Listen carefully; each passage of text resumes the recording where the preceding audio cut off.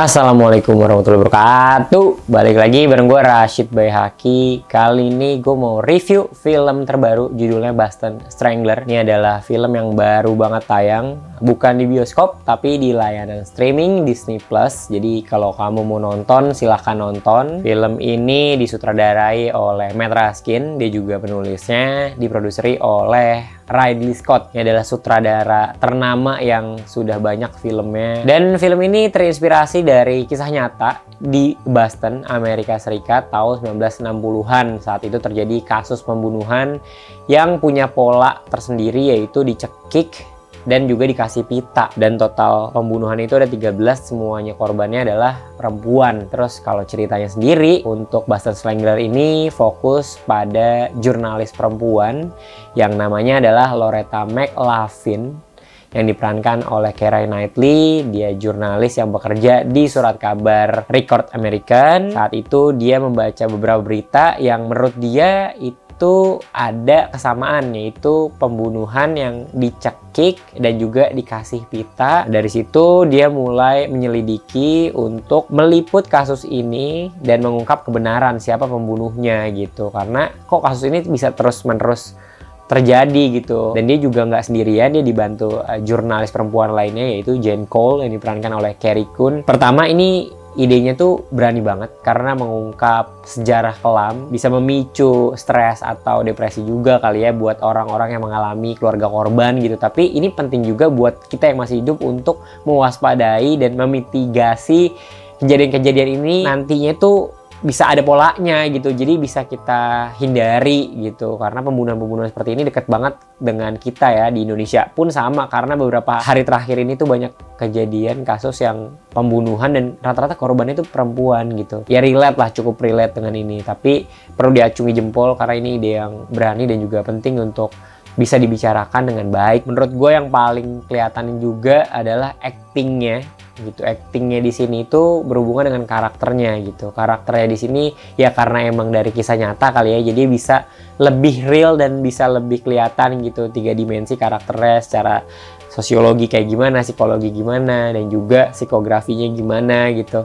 Pokoknya kelihatan lah karakter-karakternya ini di rumah tuh seperti apa, keluarganya, terus juga di kantor seperti apa. Bagaimana dia juga sebenarnya ketika menyelidiki kasusnya ini, si Loretta itu juga stres, sedikit depresi, tapi di satu sisi dia masih mengikuti kata hatinya dia gitu. Keira Knightley gitu ya itu nggak perlu disangsikan lagi lah, aktingnya masih bagus banget.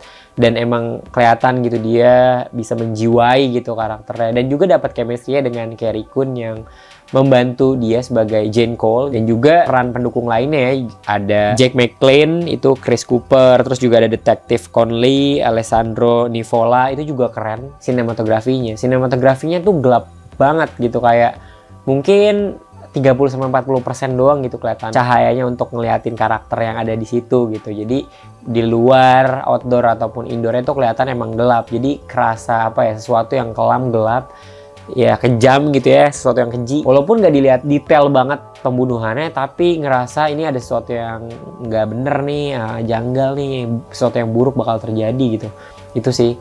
Dan emang kerasa mencekamnya lah dengan gambar pilihan yang seperti itu gitu. Bagusnya ya, endingnya itu ditutup dengan pertanyaan gitu. Jadi open ending yang bisa diskusikan gitu. Ini kok ternyata kasusnya kayak gini akhirnya gitu. Ditutupnya juga dengan potongan-potongan. Nanti abis itu terakhirnya ada faktanya gitu, hari ini seperti apa gitu kan. Biasanya kalau film-film yang terinspirasi dari kisah nyata, dan itu juga seperti ini gitu. Ya nggak bagusnya nih ya sekarang. Ini film yang bisa dikategorikan sebagai slow burn movie gitu ya, alurnya pelan, lambat. Jadi ya lu harus ngikutin pelan-pelan. Kalau lu nggak suka gitu ya, lu nggak bakal nonton sih, paling 10 menit doang gitu di awal. Habis itu lu ganti film gitu, karena ini di online gampang lu ganti. Karakternya ini tuh semuanya serius gitu, nggak ada yang komedi. Jangan lu bayangin komedi gitu, karena emang ini tentang pembunuhan ya, kayak film-filmnya David Fincher lah yang gelap.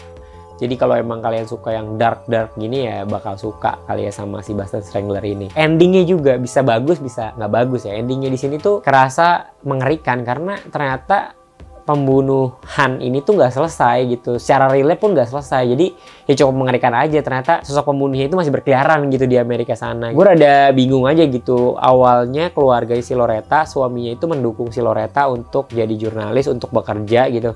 Tapi di akhir-akhir tuh kok suaminya ini kayak nggak mendukung ya. Padahal udah tahu kerjaan si istrinya tuh ya akan begini gitu resikonya. Dia akan kepikiran, akan nggak terlalu perhatian dengan anak-anaknya gitu. Jadi menurut gue rada membingungkan aja karena nggak ada konfrontasi yang gede gitu. Fokusnya kan investigasi, tapi si keluarganya ini karena ada di ending jadi perlu ada konfrontasi yang lebih menurut gue gitu sih. Adegan tuh sebenarnya yang gue inget adalah adegan perencanaan yang sangat matang dari 3 orang yang dituduh sebagai tersangka atau pelaku dari pembunuhan 13 perempuan di Boston ini. Si Boston Strangler ini tuh siapa? Ada Daniel Marsh, Albert DeSalvo, sama George Nassar. Ini tuh 3 orang yang ternyata mungkin salah satunya beneran pembunuh, tapi 2 orang lainnya itu mungkin bisa jadi nggak membunuh, tapi bersengkokol untuk mendapatkan uang dari skenario pembunuhan yang udah terjadi gitu. Itu kan mengerikan banget ya. Dan itu dibikin dengan baik gitu, dengan wawancara-wawancara, habis itu diungkap pelan-pelan dan menuju akhir tuh terungkap lah gitu. Dan sampai sekarang kan nggak selesai. Terus juga adegan keluarganya, sebenarnya gue suka kegiatan Loretta di rumahnya tuh jadi salah satu yang cukup kuat gitu secara konteks keluarga.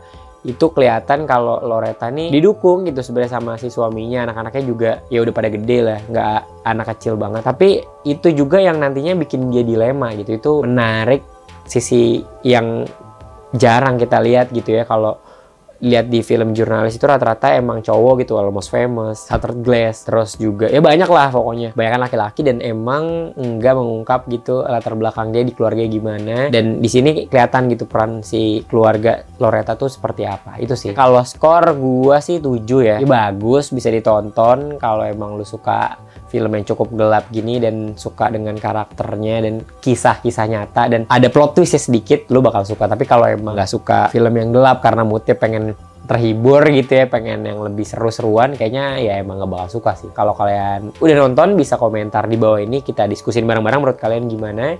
Tapi kalau belum juga ya nggak apa-apa. Siapa tahu bisa mau nonton setelah nonton video ini gitu. Terus juga jangan lupa subscribe, nyalakan notifikasinya.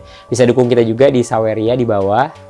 Join Discord kita, follow Instagram, Twitter, TikTok, terserah mau follow yang mana bebas. Gitu. Dadah.